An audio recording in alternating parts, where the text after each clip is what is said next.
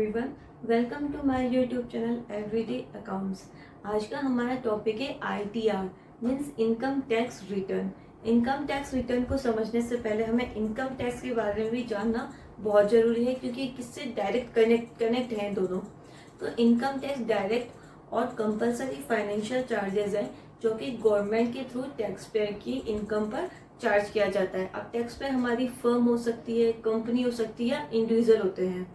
अब इनके tax slab अलग अलग हैं जिनके अकॉर्डिंग वो टैक्स पे करते हैं। अब ये तो गवर्नमेंट का काम हो गया कि इनकम टैक्स उसने चार्ज कर लिया। अब टैक्स पेयर का क्या काम है?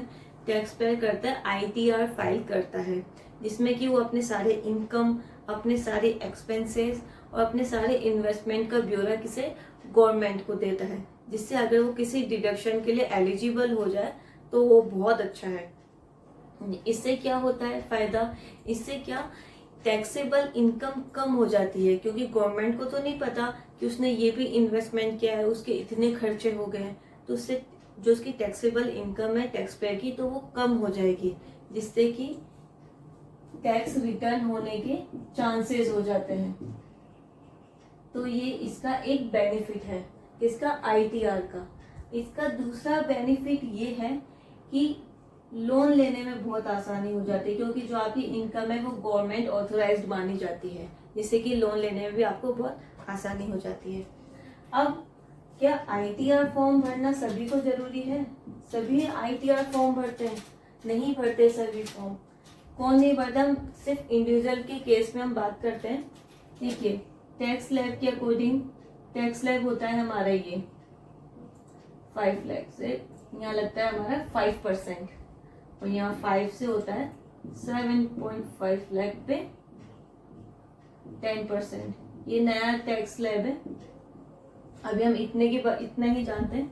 अब देखिए, जिनकी टैक्सेबल इनकम 2.5 लाख से कम है, क्या वो ITR फॉर्म भरेंगे? वो ITR फॉर्म नहीं भरते। उसकी जगह कौन सा फॉर्म भरते हैं? 0 ITR।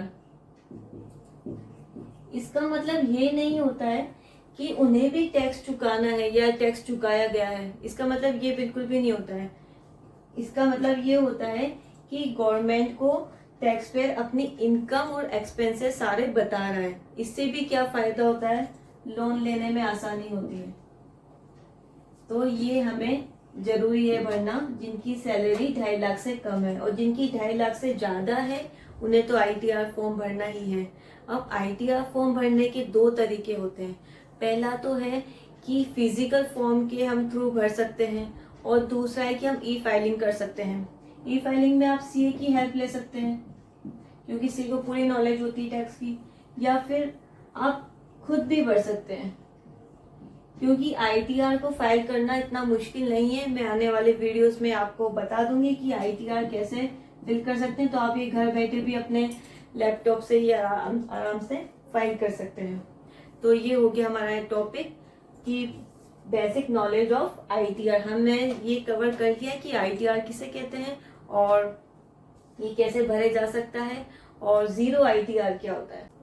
तो आपको मेरा वीडियो पसंद आएगा तो please like my video and please share my videos and please subscribe my channel, and thank you for watching my video.